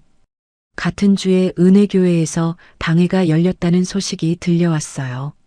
한 여사님이 저에게 전화를 걸어 말해줬습니다. 언니, 오늘 은혜교회 두 번째 당회 있었는데요. 김순자 권사 자격 박탈에 출교 처분까지 결정됐어요. 출교까지요? 목사님이 그러시더래요. 교회 이름에 먹칠한 죄가 너무 크다고요. 언니, 그 여자 교회에서 30년 다닌 사람이에요. 그런 사람을 내쫓는다는 게 얼마나 큰 일인지 아세요? 한 여사님의 목소리가 살짝 떨리고 있었어요. 같은 날 오후 구청 분여회에서도 임시총회가 열렸습니다. 강 여사님이 저녁에 저에게 전화를 걸어왔어요. 언니, 오늘 분여회장 회의만 만장일치로 통과됐어요. 강 여사님, 정말 고생하셨어요. 저 오늘 총회장 나오면서 처음으로 어깨 펴고 걸었어요. 3년 만에요. 봉사회에서도 파티 당일 이사진이 예고한 대로 정식 이사회 절차가 진행되었습니다. 강 여사님의 회계장부 사본을 근거로 그 여자를 업무상 횡령 혐의로 별도 고발하기로 결정했어요. 신문사 세 곳이 이 사건을 연이어 취재했습니다. 지역 신문 사회면에는 봉사왕 사모님의 두 얼굴이라는 제목으로 큰 기사가 실렸어요. 시사 프로그램에도 안건으로 올라갔다는 소식이 들려왔습니다. 바깥사돈 쪽 상황도 하루가 다르게 무너져 갔어요. 회사 감사팀에서 정식으로 조사가 시작됐습니다. 하청업체 몇 곳에서 진술이 나왔고 8년 동안의 상납 내역이 서류로 정리되었죠. 사내 여론이 급격히 나빠지면서 한 달여 감사 끝에 바깥사돈은 임원직에서 강제 사임 처리됐어요. 30년 넘게 쌓아온 그 사람의 자리가 이렇게 무너지는 데는 딱 30일이면 충분했습니다. 사돈댁 딸의 학원 사정은 저희가 손을 대지 않아도 알아서 무너져 내렸어요. 학부모들이 집단으로 환불을 요구했고 지역 맘카페 게시판에는 무자격 강사라는 제목의 글이 하루에도 수십 개씩 올라왔습니다. 원생수가 절반 이하로 줄었다는 이야기가 들려왔고 3달을 못 버티고 폐업 신고를 했다는 소식이 최순옥 씨를 통해 저에게 전해졌어요. 사위 쪽 상황도 저에게 순차적으로 전해졌습니다. 회사 인사팀에서 사규 위반으로 지방지사 좌천 발령이 났다고 했어요. 같은 회사 여직원과의 불륜이 사규 위반으로 정식 판정을 받은 거였습니다. 이혼 소송에서도 유책 배우자로 지목돼 위자료와 재산 분할에서 완전히 불리한 위치에 놓였어요. 그 사이 저는 변호사님과 함께 재판 준비를 이어갔습니다. 사위한테는 위자료 1억 원과 결혼 당시 딸 명의로 되어 있던 아파트 지분 반환을 청구했어요. 사부인과 바깥사돈을 공동 피고로 하는 별도 손해배상 청구도 병합했습니다. 변호사님이 서류를 넘겨보며 저에게 말했어요. 어머님, 시부모 상대로 손해배상 걸어두는 게 결정적이에요. 저도 그 생각이었어요. 이런 사건은 그동안 며느리한테 위자료 몇 푼 던져주고 끝나는 경우가 많았거든요. 어머님 사건은 판례 하나 남길 것 같아요. 저는 재판 이야기를 자세히 알아듣지는 못했어요. 하지만 변호사님이 자신 있게 말할 때마다 저는 그저 고개를 끄덕이며 감사 인사를 했습니다. 그러던 어느 저녁 저는 딸과 반지하 방에 마주 앉아 있었어요. 딸이 은행 3곳에 이력서를 넣었다고 저에게 말했습니다. 엄마, 3곳 다 서류 통과됐어. 진짜? 응. 다음 주부터 면접 순서대로 잡혔어. 딸의 눈이 오랜만에 반짝이고 있었어요. 10년 만에 처음 보는 눈빛이었습니다. 딸, 잘 될 거야. 엄마, 나 결혼 전에 다니던 은행 자회사에서도 연락 왔어. 경력직으로 뽑고 싶다고. 거기 사람들이 우리 딸 기억하고 있었네. 응. 예전 팀장님이 직접 전화 주셨어. 일주일 뒤 딸은 결혼 전에 다녔던 은행의 자회사에 최종 합격을 통보받았어요. 경력직 재입사가 확정된 거였습니다. 첫 출근 날 딸은 이른 아침부터 거울 앞에 서 있었어요. 새로 산 정장을 입고 머리를 단정하게 묶었죠. 엄마, 나 이 옷 어때? 잘 어울려, 딸. 떨려. 떨어도 돼. 10년 만에 나가는 첫 출근인데 딸이 반지하 계단을 올라 골목 밖으로 걸어나가는 뒷모습을 저는 창문 너머로 오래도록 지켜봤습니다. 10년 전 그 자리에서 처음 은행 출근을 하던 딸의 뒷모습이 겹쳐 보였어요. 그때 저는 그 뒷모습을 보며 이제 우리 딸이 어른이 됐다고 생각했었죠. 오늘은 우리 딸이 다시 태어난 날이라는 생각이 들었습니다. 첫 월급날 저녁 딸이 반지하 방으로 들어오며 통장을 저에게 내밀었어요. 엄마, 이거 봐. 통장을 펼쳐보니 딸의 이름으로 첫 월급이 찍혀 있었습니다. 정지연. 이름 세 글자 아래에 숫자가 또렷하게 찍혀 있었어요. 딸이 저를 꼭 껴안았습니다. 엄마, 내 이름으로 돈이 들어왔어. 10년 만에 처음이야. 딸이 제 어깨에 얼굴을 묻고 울기 시작했어요. 이번 눈물은 슬픈 눈물이 아니었습니다. 저도 딸을 안은 채로 오래도록 눈물을 흘렸어요. 같은 주에 최순옥 씨한테서도 좋은 소식이 들려왔습니다. 3년 전에 사부인한테 떼인 임금 300만 원과 도둑 누명에 대한 위자료를 청구한 소송이 있었는데 그 결과가 나온 거였어요. 사부인이 결국 밀린 임금 전액과 위자료 500만 원을 지급하기로 했다는 소식이었습니다. 거기에 정식 사과문까지 써야 했다고 하더군요. 미영 언니, 저 오늘 그 사과문 편지로 받았어요. 최순옥 씨가 전화 너머로 웃었어요. 봉투 뜯을 때 얼마나 손이 떨렸는지 몰라요. 뭐라고 써 있었어요? 제가 잘못했습니다. 죄송합니다. 딱 한 줄이에요. 그게 다예요? 네, 딱 한 줄. 그런데 언니, 저는 그 한 줄 받으려고 3년을 기다렸어요. 전화기 너머로 최순옥 씨가 잠깐 말을 멈췄어요. 언니, 저 이 편지 액자에 넣어서 걸어둘 거예요.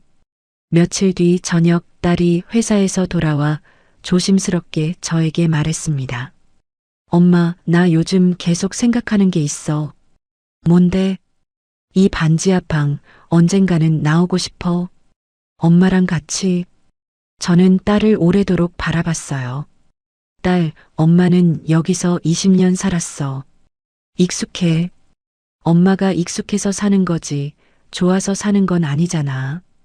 이혼 판결 나오면 위자료랑 아파트 지분 다 정리될 거야. 그 돈으로 엄마랑 나랑 새 집 알아보고 싶어?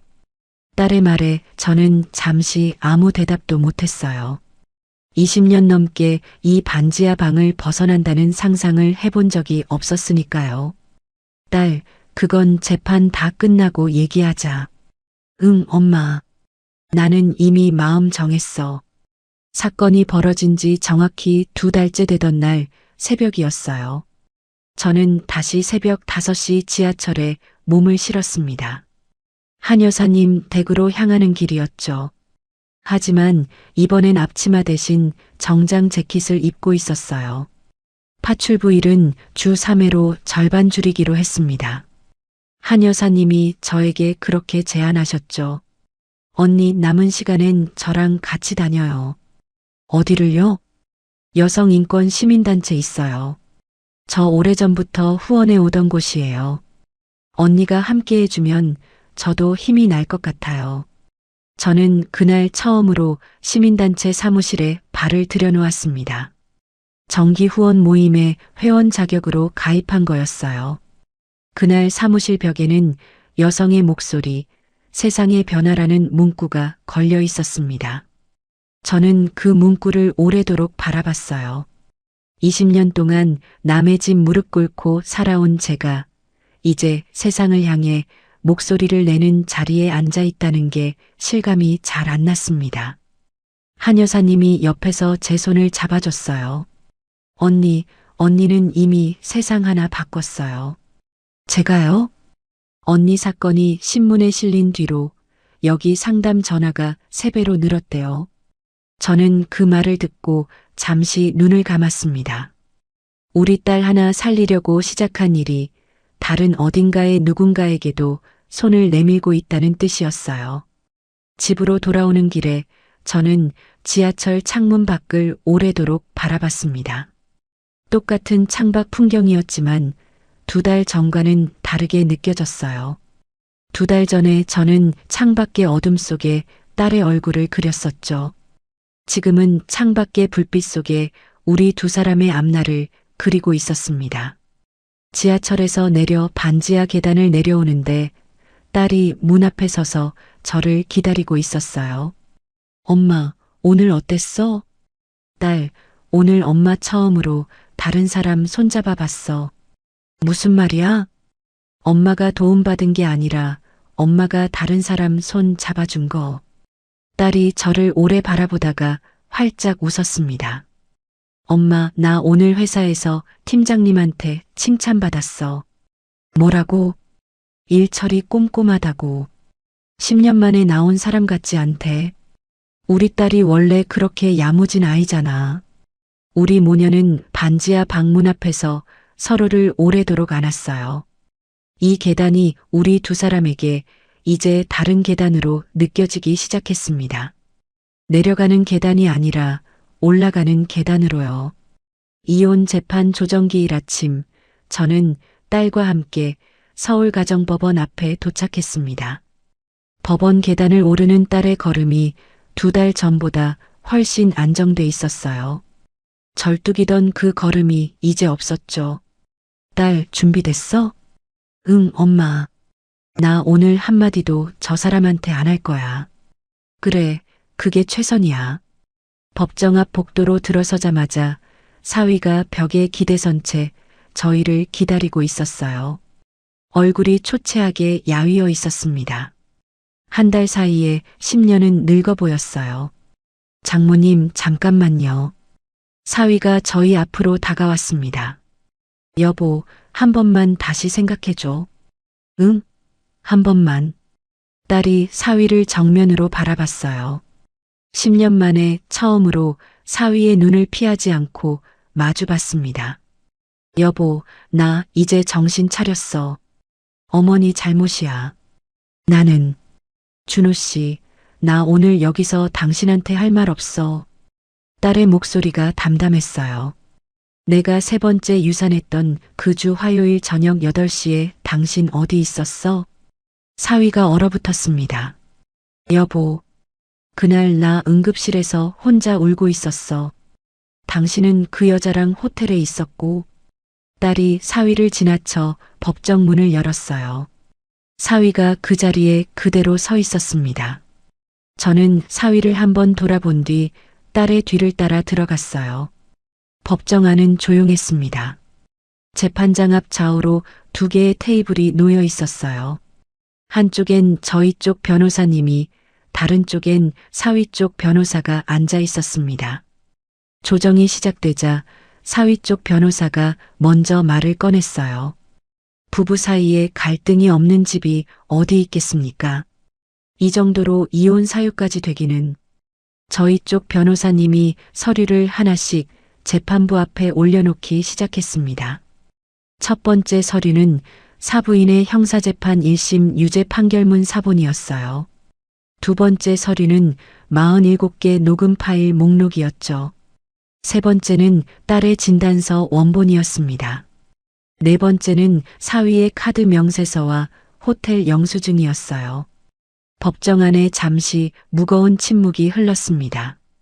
재판장이 서류를 넘겨보다가 안경을 벗고 사위 쪽 변호사를 바라봤어요. 변호사님, 조정안 수용 여부 말씀해 주시겠습니까? 사위 쪽 변호사가 사위를 힐끗 보고 서류를 다시 뒤적였습니다. 한참 뒤 사위 쪽 변호사가 낮은 목소리로 대답했어요. 수용하겠습니다. 위자료 1억 원, 아파트 지분 전액 반환, 그리고 딸의 경력 상실에 따른 정신적 피해까지 위자료 산정에 포함된 조정안이었습니다. 사위는 그 자리에서 그대로 서명을 해야 했어요. 법정을 나서는 길에 저는 딸의 손을 꼭 잡았습니다. 딸, 이제 진짜 끝났어. 엄마 아니야. 딸이 저를 돌아보며 조용히 말했어요. 아직 한 사람 남았어. 어머님 형사재판 선고 남았잖아. 저는 딸의 얼굴을 오래도록 바라봤습니다. 2달 전 반지하 방에서 소매를 걷고 울던 그 얼굴이 아니었어요. 우리 딸이 이 짧은 사이에 얼마나 자란 건지 저는 그제야 실감했습니다. 한 달 뒤 사부인의 형사재판 선고일이 왔어요. 저는 딸과 함께 방청석 맨 앞자리에 앉았습니다. 법정 안이 사람들로 가득 차 있었어요. 기자 몇 명이 뒷자리에서 수첩을 펼쳐놓고 대기 중이었죠. 옆에는 한 여사님, 강 여사님, 최순옥 씨가 나란히 앉아 있었습니다. 4사람이 오늘 이 자리에 함께 앉아 있었어요. 2달 전 반지하 방에서 처음 마주 앉았던 그 4사람이었죠. 재판장이 자리에 앉자 법정안이 조용해졌습니다. 피고인석에 서 있는 사부인은 2달 전보다 훨씬 초췌해져 있었어요. 머리가 반쯤 하얗게 새어 있었고 어깨가 눈에 띄게 굽어 있었습니다. 한때 진주 목걸이를 하고 봉사왕 사모님으로 불리던 사람의 흔적은 어디에도 없었어요. 재판장이 서류를 넘기며 낮은 목소리로 판결문을 읽어내려가기 시작했습니다. 피고인 김순자에 대해 저는 딸의 손을 꽉 잡았어요. 딸의 손이 살짝 떨리고 있었습니다. 상해, 특수폭행, 강요, 업무상 횡령 혐의를 모두 유죄로 인정한다. 방청석 뒤편에서 짧은 술렁임이 일었어요. 피고인은 며느리에게 장기간에 걸쳐 상습적으로 폭행과 폭언을 가해왔으며 그 결과 피해자에게 3번의 유산이라는 회복 불가능한 신체적, 정신적 피해를 입혔다. 재판장의 목소리가 법정 안에 또렷하게 울려 퍼졌어요. 이에 피고인 김순자에게 징역 2년 6개월의 실형을 선고한다. 방청석에서 누군가가 짧게 숨을 들이켰습니다. 법정 구속을 명한다. 법정 뒷문에서 교도관 2명이 걸어 들어왔어요. 사부인이 재판장 쪽을 향해 뭐라 소리치려다가 갑자기 저희 방청석 쪽으로 고개를 획 돌렸습니다. 2 눈이 시뻘개진 채 저를 노려봤어요. 저는 그 시선을 피하지 않았습니다. 정면으로 마주보며 자리에서 조용히 일어섰어요. 교도관이 사부인의 양팔을 잡고 뒷문 쪽으로 이끌었습니다. 사부인이 마지막까지 저를 향해 고개를 돌리고 있었어요. 법정 문이 닫히고 그 뒷모습이 완전히 사라졌습니다. 저는 그제야 자리에 다시 앉았어요. 딸이 제 어깨에 얼굴을 묻고 조용히 울기 시작했습니다. 이번엔 아무 말도 하지 않았어요. 그저 어깨만 들썩였죠. 옆에서 한 여사님이 딸의 등을 쓸어주고 있었습니다. 강 여사님이 손수건을 꺼내 딸에게 건네줬어요. 최순옥 씨는 2 손으로 얼굴을 감싼 채 오래도록 소리 없이 울고 있었습니다. 법정 밖 복도로 나왔을 때 박가사돈이 벽에 기대선 채 저를 기다리고 있었어요. 1달 사이에 완전히 늙어버린 얼굴이었습니다. 사부인. 박가사돈이 저에게 다가와 처음으로 고개를 숙였어요. 이제 그만하면 되지 않았습니까? 우리 집사람 저 정도 됐으면. 사돈어른. 저는 조용히 입을 열었습니다. 저 그만할 생각 없어요. 시부모 상대 손해배상 소송 아직 남았어요. 그거 끝나야 저 진짜 끝나요. 바깥사돈의 얼굴이 하얗게 굳어졌어요. 우리 아들도 회사에서 좌천되고 저는 사임 처리되고 우리 딸은 학원 문 닫고 이 정도면 사돈어른, 우리 딸이 잃은 10년은 무엇으로 갚으실 건가요? 저는 바깥사돈의 눈을 정면으로 바라봤습니다. 3번 유산한 손자들은 어디로 갔나요? 바깥사돈이 벽을 짚으며 비틀거렸어요. 우리 딸 자궁이 다 상해서 이제 아이도 못 갖는데요. 그 병원 진단서는 사돈어른 몫으로 따로 준비돼 있어요. 바깥사돈이 벽에 등을 대고 그 자리에 주저앉듯 기댔습니다. 저는 딸의 손을 잡고 그 자리를 떠났어요. 넉 달 뒤 시부모 상대 손해배상 민사소송에서 저희는 승소했습니다. 사부인과 바깥사돈이 공동으로 배상금 8천만 원을 지급하기로 판결이 났어요. 사위한테서 받은 위자료 1억 원과 아파트 지분까지 합치면 딸이 새 인생을 시작할 든든한 기반이 마련된 셈이었죠. 판결이 나온 그날 저녁 딸이 반지하 방으로 돌아와 저에게 말했어요. 엄마, 이제 진짜 새 집 알아보자. 딸, 엄마가 예전에 재판 끝나고 얘기하자고 했잖아. 오늘 재판 다 끝났어. 딸의 눈이 반짝이고 있었어요. 저는 딸을 오래도록 바라봤습니다. 20년 넘게 이 방을 나간다는 상상을 못 해봤는데 딸이 저 대신 그 상상을 이미 하고 있었어요. 딸, 어디쯤 알아볼까? 강북 쪽에 조용한 동네 있어. 회사에서도 가깝고 엄마 시민단체 사무실에서도 가까워. 우리 딸이 벌써 다 알아봤네. 응.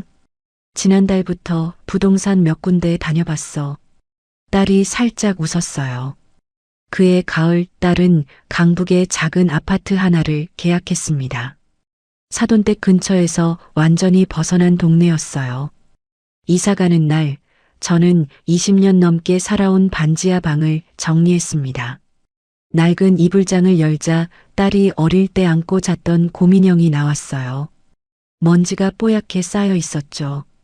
딸의 초등학교 졸업사진 액자도 나왔습니다. 교복을 입고 활짝 웃고 있는 딸의 얼굴이었어요. 저는 그 액자를 손에 든 채로 오래도록 그 자리에 서 있었습니다. 이 반지하 방에서 우리 딸이 자랐고, 우리 딸이 시집을 갔고, 우리 딸이 무너졌고, 우리 딸이 다시 일어섰어요. 이 방이 우리 두 사람의 지난 20년을 다 지켜본 셈이었습니다.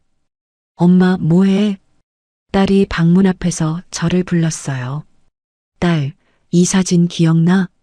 초등학교 졸업식 때네. 그때 엄마가 뭐라고 했는지 기억나? 딸이 잠시 생각하다가 옅게 웃었습니다. 엄마가 우리 딸 어른 되면 하고 싶은 거 다 하고 살라고 했지. 그랬어.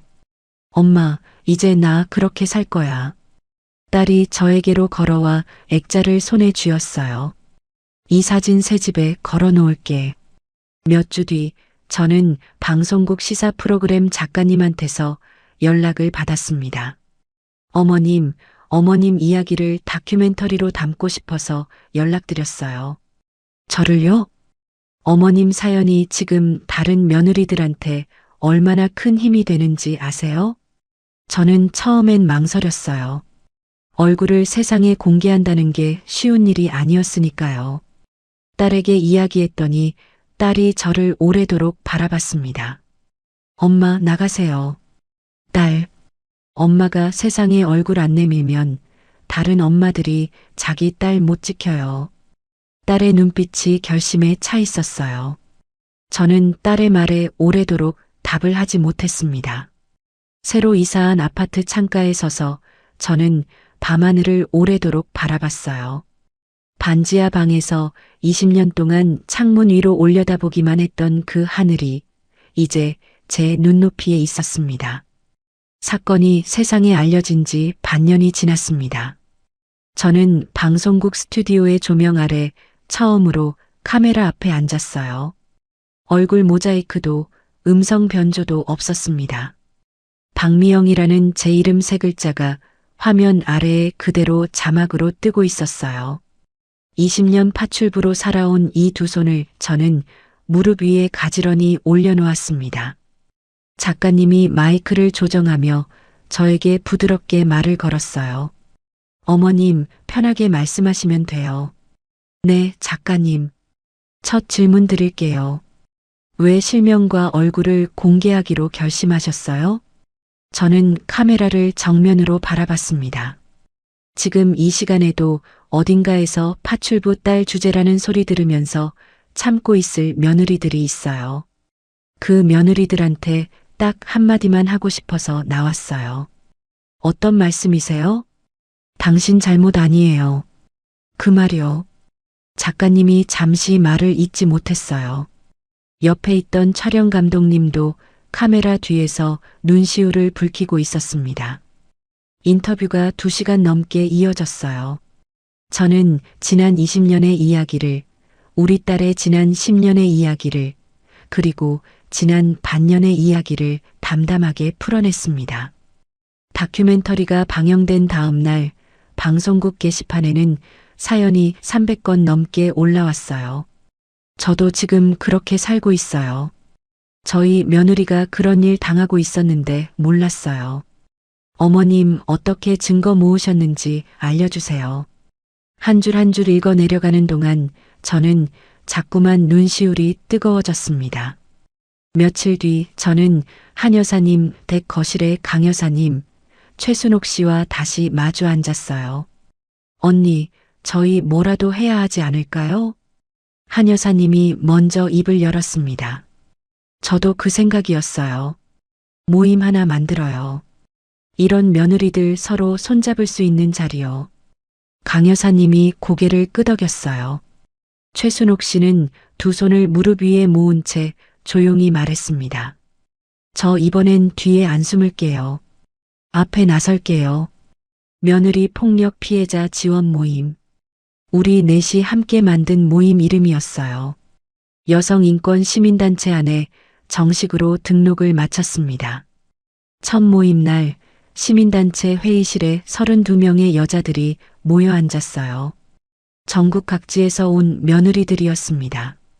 20대 후반부터 60대까지 나이대도 다양했죠.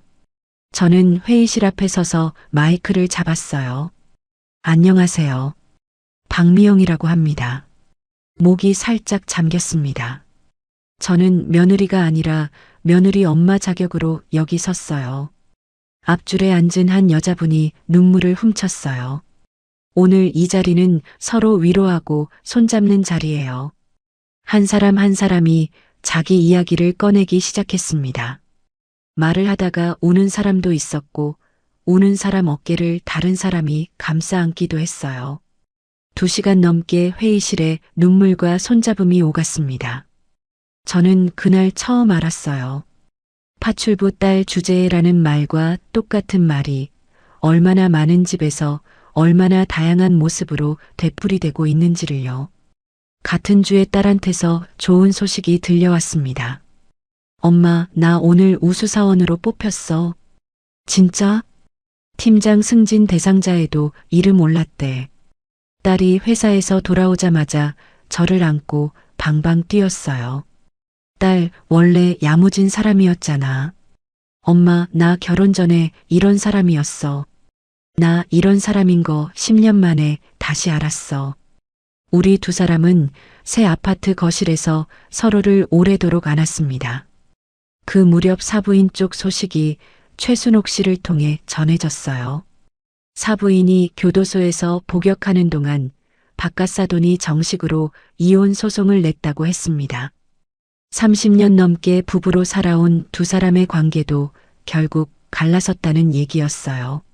사돈댁 딸은 학원 폐업 뒤에 사업 실패로 인한 채무 문제로 어머니와 연락을 완전히 끊었다고 했습니다.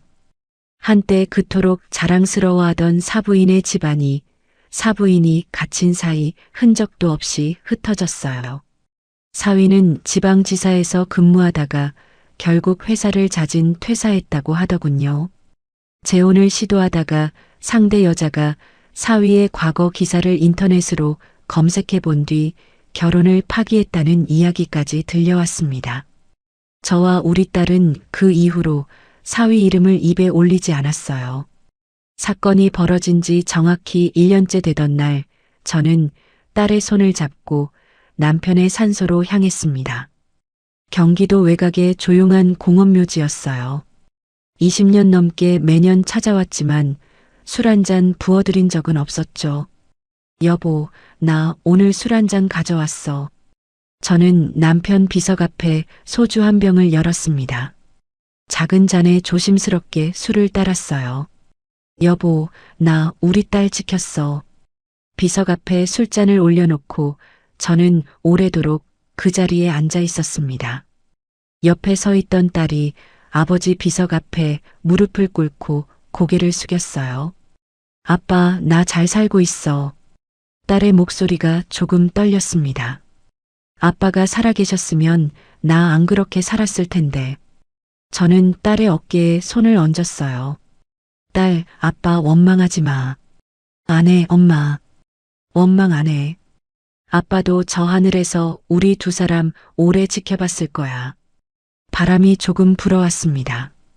비석 위에 놓인 술잔이 살짝 흔들렸어요. 이듬해 겨울, 저는 한 여성인권재단으로부터 편지 한 통을 받았습니다.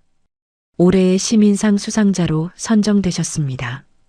봉투를 열어보고 저는 한참을 그 자리에 앉아 있었어요. 파출부 박미영이라는 이름이 상장 위에 새겨진다는 게 실감이 안 났습니다. 딸에게 소식을 알리자 딸이 눈물을 글썽였어요. 엄마, 진짜야? 응, 딸. 엄마, 나 시상식 무조건 갈 거야. 맨 앞자리에. 시상식 당일, 저는 아이보리색 정장을 새로 맞춰 입었습니다. 2해 전 그 파티날 입었던 그 정장이 아직 옷장에 걸려 있었지만 오늘은 다른 옷이 필요했어요.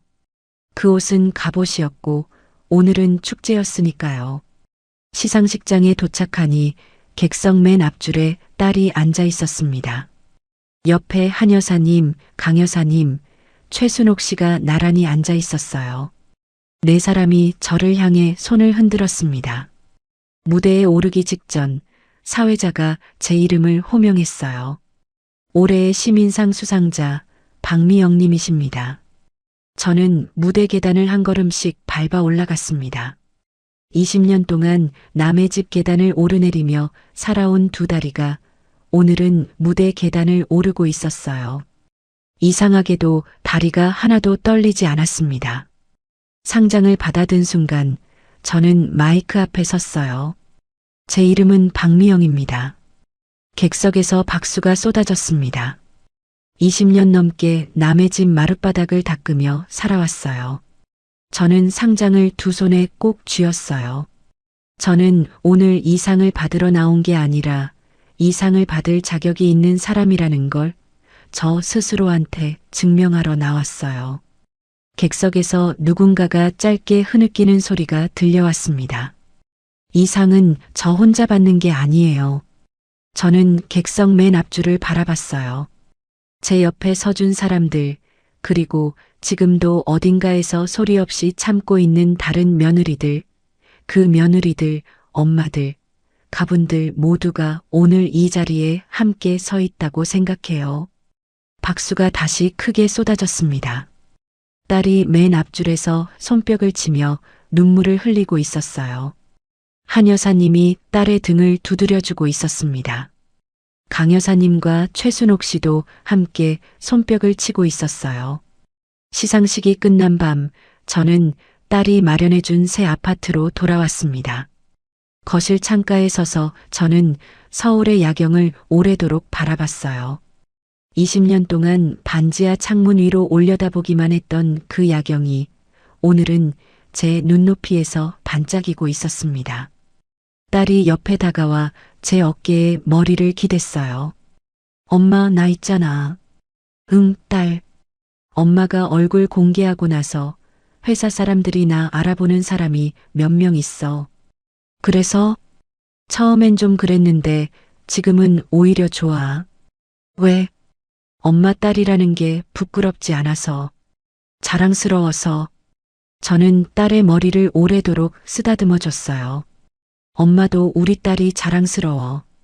창밖으로 서울의 불빛들이 반짝이고 있었습니다. 수많은 창문 하나하나에 사람이 살고 있었어요. 저 창문들 안에도 어쩌면 우리 딸 같은 며느리가, 우리 같은 엄마가 있을지 모르는 일이었죠. 한 사람의 억울함이 다른 억울한 사람들을 구할 수 있다는 걸 저는 이 두 해 동안 배웠어요. 이 이야기의 진짜 시작은 이제부터라는 생각이 들었습니다. 내일 아침에도 저는 시민단체 사무실로 향할 예정이었어요. 새로 상담 신청이 들어온 며느리 한 분이 저를 기다리고 있었죠. 그분의 손을 잡아주는 게 이제 제 일이었습니다. 파출부의 손이 사람 하나 살릴 수 있다는 걸 저는 이제 알고 있었어요. 박미영이라는 제 이름 세 글자가 이제 부끄럽지 않았습니다. 우리 딸 정지연이라는 이름 세 글자가 이제 다시 세상 앞에 당당히 서 있었어요. 두 사람의 이름이 나란히 창문에 비쳤습니다. 저는 딸의 손을 꼭 잡고 그 창문 앞에 오래도록 서 있었어요. 여러분, 오늘 이야기를 듣고 어떤 마음이 드셨나요? 파출부 엄마 박미영은 20년 넘게 남의 집 마룻바닥을 닦으며 살아왔지만 자기 딸이 그 지옥 속에 있는 줄은 꿈에도 몰랐습니다. 딸 정지연이 10년 동안 시어머니한테 얻어맞으면서도 어미한테 짐이 되기 싫어 홀로 이를 악물고 버텨온 세월. 3번의 유산과 부러진 갈비뼈, 그리고 47개의 녹음 파일이 그 세월의 증거였습니다. 며느리를 하녀 취급한 시어머니도, 그걸 눈감아준 시아버지도, 아내를 두고 다른 여자와 호텔을 드나든 남편도 결국 파출부 엄마의 손끝 하나에 도미노처럼 무너져 내렸어요. 한 어머니의 억울함이 다른 억울한 며느리들의 손을 잡아주게 되었고, 반지하 방에서 올려다보기만 하던 서울의 야경이 이제 두 모녀의 눈높이에서 반짝이고 있었습니다. 혹시 지금 이 순간에도 어딘가에서 파출부 딸이라는 말 들으며 홀로 참고 있는 누군가가 있다면 오늘 이 이야기가 조금이라도 그분들 손에 힘이 되기를 진심으로 바랍니다. 오늘 이야기를 듣고 어떤 생각이 드셨는지, 그리고 어떤 말을 전하고 싶은지 댓글로 남겨주세요. 오늘도 시청해주셔서 감사합니다. 다음 이야기에서 더욱 통쾌하고 시원한 이야기로 찾아뵙겠습니다.